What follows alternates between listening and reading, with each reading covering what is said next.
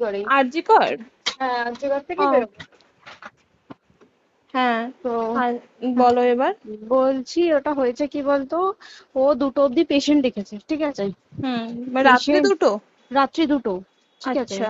2টো অব্দি পেশেন্ট ডেকেছে, দেখে রুমে এসে অনলাইনে অর্ডার করে 4জন বন্ধু মিলে খেয়েছে, ডিনার হুম করেছে। হুম করে ও খুব টায়ার্ড ছিল, যেহেতু 36 ঘন্টা ডিউটি ছিল, হুম টায়ার্ড ছিল। ও কি করেছে, ওই সেমিনার রুমে গিয়ে হুম শুয়ে পড়েছে একটা রেড কালারের ব্ল্যাঙ্কেট ঢাকা দিয়ে।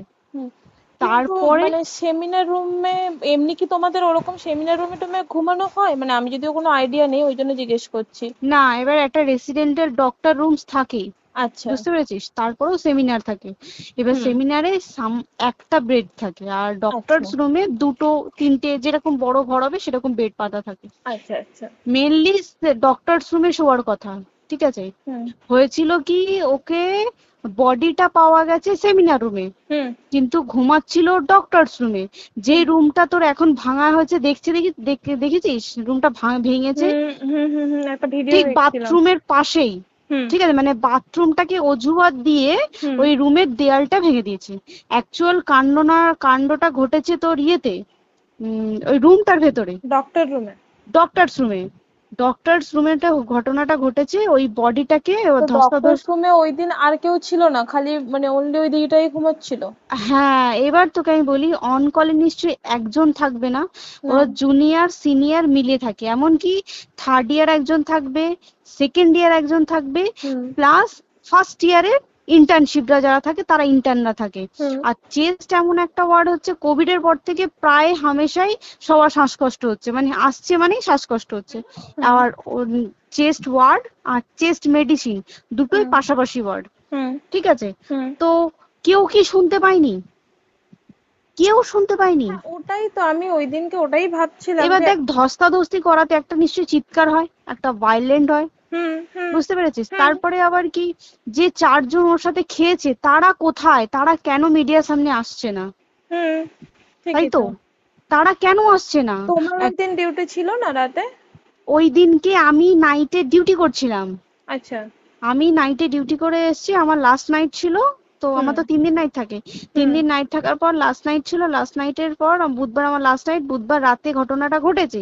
হুম আমি বাড়িতে এসেছি, রীতিমতো বাড়িতে এসে শুয়ে পড়েছি। 3টের সময় আমার কাছে ফোন এসছে যে সবাইকে ডেকে পাঠিয়েছে, ইমিডিয়েট আয়। হুম তখন গিয়ে দেখি আরজি করে এই অবস্থা, পুরো গোটা হাসপাতালকে ডেকে পাঠিয়েছিল। গিয়ে দেখি পুলিশ ছয়লা, মানে, আর ওকে যেভাবে, আমি তো বডিটা দেখেছি রে, মানে আমাদের হুম এখনো পর্যন্ত চোখ থেকে নামছে না। রীতিমতো মনে হচ্ছে মেয়েটা যেন আমাদের পাশে পাশে ঘুরছে, হুম একদম হুম হুম এরকম, মানে মানে অদৃশ্যমান, মানে আমরা এরকম ভাবতে পারছি না যে এরকম ভূত হুম থাকে বা একটা স্পিরিট থাকে বা কিছু। এখন আমরা বুঝতে পারছি না ওর আত্মাটা এখনো ঘুরছে আমাদের আশেপাশে।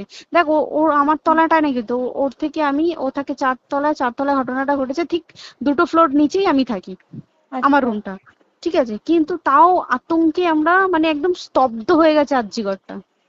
কিন্তু ব্যাপারটা হচ্ছে, তাহলে ডক্টর রুম থেকে ওকে সেমিনার রুমে নিয়ে যাওয়া হয়েছে? হ্যাঁ, অবশ্যই নিয়ে যাওয়া হয়েছে। এবার দেখ, নিয়ে যাওয়া হয়েছে, ওকে যেভাবে মারা হয়েছে এটা একার পক্ষে সম্ভব অসম্ভব, না দিস একদম। Is a impossible. পুরোপুরি গ্যাং রেপ, গ্যাং রেপ ছাড়া কোনো কিছু নয়। আর শুধুমাত্র রেপ নয়, রেপ হলো, করলো, ছেড়ে দিল, ঠিক আছে, ওকে রীতিমতো মার্ডার করেছে। মানে বে- মানে হিসেব মতো যা বুঝছি মানে তোমার কথাতে, হ্যাঁ, ওটা হচ্ছে ওর ওই বন্ধু বান্ধবও মেবি ইয়েস, জড়িত। এক্স্যাক্টলি। হয় ওর বন্ধু বান্ধব কেউ, ঠিক আছে, মানে 4জনের মধ্যে কেউ, আইদার ওকে এমন কিছু করতে বলতে। দেখ, বড় বড় কোম্পানিতেও তো এরকম হয়, মানে হুম হয় তুমি আমার সাথে কম্প্রোমাইজ হুম করো, নয় হুম তুমি হুম চাকরি হুম ছেড়ে চলে হুম যাও, হুম হুম হুম হয় তো। হুম হুম এ- এখানেও সেরকম কিছু একটা হয়েছে। যাকে যে ক্রাইম করেছে সেও কিন্তু নর্মাল ডক্টর নয়, কিন্তু সেও একটা ভালো পোস্টে র্যাঙ্ক করছে, বুঝতে পেরেছিস, তবেই কিন্তু পুরো ব্যাপারটাকে হসপিটাল চেপে যেতে চাইছে, পুরো ব্যাপারটাকে। তাহলে এই সিভিক যে, ও কোথা থেকে আসছে? এবার তোকে আমি বলি ওটা কোথা থেকে আসছে। আমাদের প্রিন্সিপাল চেঞ্জ হয়ে গেছে, ডেপুটি সুপার চেঞ্জ হুম হয়ে গেছে, তারপরে আমাদের ওই অ্যাসিস্ট্যান্ট সুপার চেঞ্জ, সব চেঞ্জ হয়ে গেছে। হুম তারপরে যে ওয়ার্ডের ডাক্তাররা ছিল, সিস্টাররা ছিল, ওয়ার্ড বয়রা ছিল, মাসিরা ছিল, সবাইকে ডেকে এখন হুম সাসপেন্ড করা হয়েছে। হুম তারা কোথাও যেতে পারবে না, রোজ গিয়ে কোর্টে গিয়ে দেখা করছে। আজকেও কোর্টে গেছিল সবাই। হুম তারপরে উম, তারপরে তোমার তোর এগুলো হলো, তারপরে তোর কি বলে, আরে বল না, ওই সিবিআই এটা হয়েছে কি, মানে ও সেই সঞ্জয় রায় যে ধরা পড়েছে, হুম অ্যাকচুয়াল কিন্তু ও নেই, হুম ঠিক আছে? ওর এতটা ক্ষমতাই হয় না। ও অত রাত্রে কি করতে যাবে? হুম ও অত রাত্রে ওখানে কি করতে যাবে? ওর না পেশেন্ট, ও নাকি বলছে দালাল পেশেন্ট নিয়ে গেছে, তো পেশেন্ট নিয়ে যখন গেছে দিদিটার রুমে যখন যাবে, নিশ্চয়ই দিদিটার রুমে কোনো কাগজপত্র দেখাতে যাবে, সেই অবস্থায় গিয়ে দেখে যে এরকম এরকম ঘটনা, তা ঝাঁপিয়ে পড়েছে ওর উপরে। হুম এরকম কিছু কি, তাও কিছু নয়, শুধু গেছে দেখছে ড্রিঙ্ক অবস্থায়, ওকে ক্যামেরায় দেখা গেছে ড্রিঙ্ক অবস্থায় গেছে আর এসছে, এইটুকুই দেখা গেছে। তারপরে হচ্ছে কি, তোর অনেক রকম এখানে অনেক রকম ব্যাপার আছে। যে দিনকে ঘটনাটা ঘটে তার ঠিক দুদিন পরে ওই সেমিনার বাথরুমের অজুহাত দিয়ে সেম ডক্টর যে রুমের হুম দেওয়ালটা আছে ওই হুম দেওয়ালটা ভেঙে দিয়েছে। কেন? প্রথমে ওকে বললো সুসাইড করেছে, আমাদের যখন ফার্স্ট খবর আছে তখন সুসাইড করেছে। হুম তারপরে যখন হসপিটালে যাই তখন গিয়ে শুনছি নাকি না সুসাইড করেনি, এটা রেপ করেছে, রেপ করে মার্ডার করা হয়েছে। হুম বুঝতে পারলি, এখানে বিশাল বড় একটা গেম চলছে। এবার আর যে ওর উপর কি রাগ ছিল মানে? হ্যাঁ হ্যাঁ হ্যাঁ হ্যাঁ হ্যাঁ হ্যাঁ, একদম আমি তোকে কি বললাম, শোন, তুই যদি কারোর সাথে কম্প্রোমাইজ করিস তাহলে তোর পোস্ট হুম বাড়বে, হুম হুম তুই হুম কারোর সাথে কম্প্রোমাইজ করবি না তোকে মার্ডার করে দেবে। মানে মানে ওরকম টাইপই কিছু বলছো তো? এরকমই টাইপের কিছু একটা ছিল। আইদার খুব রাফ, মানে খুব রাগ, খুব মানে খুব ওর উপরে খুব ফ্রাস্ট্রেশন ছিল, যারই ছিল খুব ফ্রাস্ট্রেশন ছিল। শুধু ওকে মারিনি রে, রীতিমতো মার্ডার করেছে। ওর যে ক্ল্যাচারটা ছিল, হুম ওর আমি ইউরিন, শুনেছি এটা। ওর ইউরিনের রাস্তায় ক্ল্যাচারটা ঢুকিয়ে দিয়েছে, তুই ইস। জানিস? মানে কি বলবো, মানে ওকে দেখা যাচ্ছে না, আমরা তো দেখেছি নিজের চোখে, ওকে দেখা যাচ্ছে না, মানে একটা ব্লিড। মৃত্যু কতটা, মানে এই তো মানে প্রচন্ড কষ্ট পেয়ে একটা মেয়ে মারা গেল না? আর ওর যে গলাটা চেপে ধরেছে, আহ ওর ওই চেপে ধরাতে মানে এতটাই জোরে চেপে ধরেছে যে ওর চোখ ফেটে রক্ত বেরিয়েছে। আহ, ছি, ছি, ছি। বুঝতে পেরেছিস মানে মানে? কি বলতো, যদি ধরা পড়ে না, উচিত মানে যারা এটার সঙ্গে দায়ী না আর এই ওদের। যে সিবিআইটা হয়েছে, সিবিআইটা একমাত্র আমাদের জোরেতেই সিবিআইটা এসছে। হুম মানে হুম আমরা ওই সঞ্জয় রায় একার পক্ষে সম্ভব না এইসব। তারপরে পোস্টমর্টম রিপোর্টে তুই জানিস ওই আমাদের ভাজাইনা থেকে 150 গ্রাম স্পাম বেরিয়েছে। ইস। পোস্টমর্টম রিপোর্ট, 150 গ্রাম স্পাম, মানে বুঝতে পারছিস? Hmm not a calculated, minimum, minimum কম করে 6 থেকে 7 জন করেছে ওকে rape। ছি ছি ছি। ওই জন্যই তো আমরা এতটা বেশি ভাইলেন্ট হয়ে গেছি, বুঝতে পেরেছিস? আর তারপরে আমাদের, দেখো, একটা মেয়ে তার কাজের জায়গাতেই ছিল, এমনটা নয় যে রাস্তাঘাটে কোনো বিপদ, ও তার কাজের জায়গাতেই আরে সেফ নয়। শোন, কেউ যদি স্ব ইচ্ছায় কারোর সাথে রিলেশনশিপে গিয়ে করতে চায় সেটা আলাদা জিনিস কিন্তু, হুম ঠিক হুম আছে? কিন্তু কেউ কারো বিরুদ্ধে এইভাবে করতে পারে না রে, তুই জানিস না? মানে ওয়ার্ডে দেখ, কম বেশি আমরা সবাই ঘুমাই, কম বেশি আমরা হুম সবাই জেগে হুম থাকি, জেগে তো থাকি। তাতে কি কেউ শুনতে পায়নি? তার কি একদম সেটাই। ভাইলেন্স ছিল না?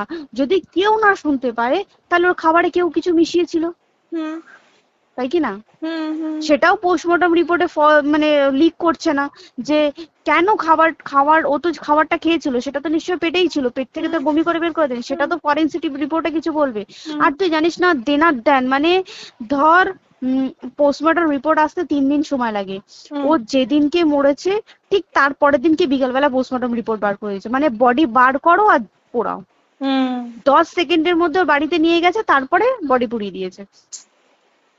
মানে কি বলবো, হসপিটাল, মমতা ব্যানার্জি, সবাই মানে তৃণমূল প্রত্যেক সবাই হুম এটাকে পুরোটাই কেসটাকে চাপা দিতে চাইছে, পুরোটা পুরোটা। তবে তুই ভাব, যে মানুষটাকে এত ক্ষতবিক্ষত ভাবে মেরেছে, তাকে অভিষেক ব্যানার রেপ কি কলকাতায় প্রথম হলো?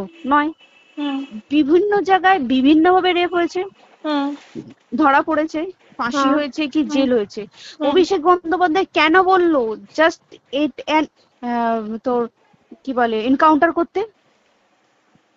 মানে কি সঞ্জয়কে যদি এনকাউন্টার করে পুরো কেসটা চাপা পড়ে পুরো যাবে, কেসটা চাপা পড়ে যাবে একদম। স্টুডেন্টরা ঠান্ডা হয়ে যাবে। হুম হুম আর আমরা সেটা মানবো না, আমরা সেটা হতেই দেব না।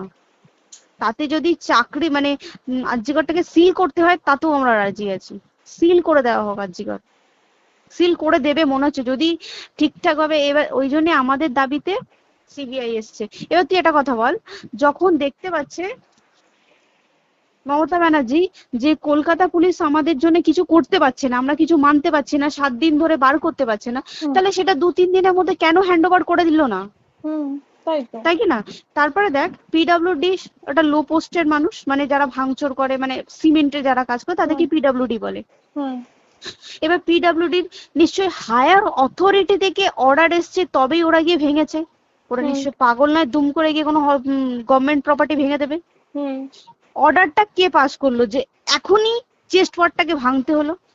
সিবিআই আসা পর্যন্ত অপেক্ষা করতে পারতো। কারণ আজকে অত বড় বিক্ষোভ হবার কারণ কি হচ্ছে? একটাই কারণ, যে মেয়েটি মারা গেছে ঠিক আছে, কিন্তু তাকে এত বেশি মলেস্ট করে, এত বেশি রেপ করে বা বেশি ওকে মেরেছে, তার কি কোনো প্রতিবাদ নেই? তুই কোথায় সেফ পাবি তুই আমাকে বল? তুই ধর চাকরি ছেড়ে, আজকের সরকারি চাকরি ছেড়ে তুই প্রাইভেটে যাই, প্রাইভেটেও তো তাই একই কোথাও না, অবস্থা। একদম একদম। প্রাইভেটেও একই অবস্থা। তুই কোনো চায়ের দোকান খুলে বসবি, অনার্সশিপে তুই বসলেও তাও এসে তো হাজার ছেলেরা থাকে, হুম হাজার ছেলেরা টিজ করে। তুই কোথায় কি করবি?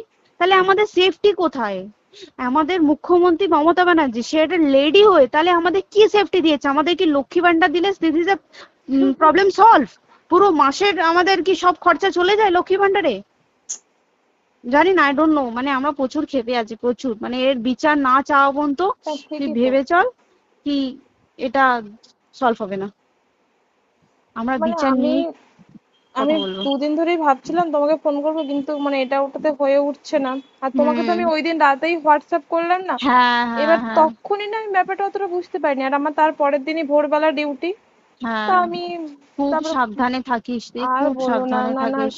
হ্যাঁ তাই তো, এখন মানে আর তোমরাও সাবধানে থাকো কি সবাই। বলবো বল, কিছু বলার নেই। দেখ আমাদের মধ্যবিত্ত মানুষরা আমাদের চাকরি করে খেতেই হবে, সোজা কথা। একদম একদম। তাই কিনা বল? বাবার এত হুম। পুঁজি নেই যে বসে অত বসে খাবো। ঠিক আর আছে। সেই মেন্টালিটিও নেই। পুঁজি হ্যাঁ যদিও থাকে, মেন্টালিটিও নেই হ্যাঁ যে এবার বাবার তুই, পুঁজিতে খাবে। এবার একটা কথা তুই বল, চাকরিটা কোথায় গিয়ে করবো তুই একটা বল? কোন সেটাই। স্টেটে গিয়ে চাকরি করবো তুই আমাকে বল? ওই যেমন, মানে এটা হয়তো আমার মা যেমন বাড়িতে থেকে 7টার মধ্যে ঢুকে যাও, দিদিকে তো ধরো অনেক রাত অব্দি 9টা, 9:30, 10টা অব্দি ল্যাবে থাকতেই হয় না। এবার তুই কি করবি কি বল, কি করবে করবি? বলো তো, এখন কিছু নেই। করার আছে? দেখ ল্যাবেও তো সব ছেলেরা আছে, ছেলে হ্যাঁ আছে মেয়ে আছে। তুই একদম। কাকে বারণ করবি, তুই কাকে বিশ্বাস করবি তুই বল? তুই ধর কলিগদের সাথে খেতে বসেছিস, ঠিক আছে, তোর টিফিনটা যদি কেউ চাইলো তুই তাকে না দিয়ে পারবি? না একদমই। আর কার মনে যে কি আছে সেটাই তো কি খুব বলবি সমস্যা। বল? এবার তুই বল খাবারটা যে খাবি, তোর টিফিন কেউ চাইলো বা তোকে যদি কেউ বললো একটু একটু খা, যেমন আমরা শেয়ারে হয় স্কুলে হ্যাঁ যেটা আমাদের আমাদেরও শিখে হয় এসেছি। যেটা, হ্যাঁ।